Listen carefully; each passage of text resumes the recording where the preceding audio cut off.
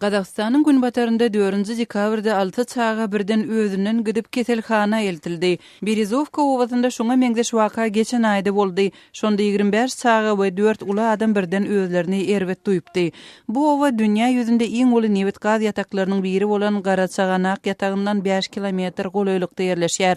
Töwerek taşy goraýan aktivistler gaz ýatagyndan çykýan zäherli hemiki serişdeleriň ýaşaýjylara täsir ýetiren bolmagynyň ähtimallygyny aýdýarlar.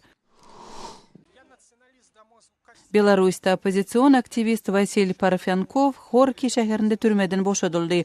Ol 1 ýyllyk türme tussaglygynyň bir bölegini 2 adamlyk kamerada geçirdi.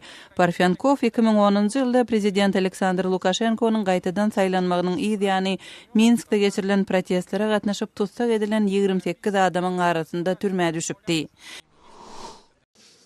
Pakistanyň Gazagystanyň Swat welaýatynda polisiýa 8 ýaşly gyzyň we 11 ýaşly oglanyň durmuş gurmagyny planlaşdyrmak işine gatnaşmakda güman edilen onlarça adamy tussag edenligini habar berdi. Bu işin maşgalalaryň arasyndaky dawany çözmek üçin gurnalandygy aýdylýar. Maşgaladaky kynçylyklary çözmek maksatly aýal gyzlary mejburi durmuşa çykarmak däbi Pakistanyň Gazagystanyň günbatarynda köp duş gelýän emma bir kanun hataplanýan ýagdaýdyr. Polisiýa karar çykaran yerli ýaşullary we maşgalalaryň ençeme agzalaryny tussag edenligini habar berdi. Siz günüň täzelikleri bilen tanış oldunuz.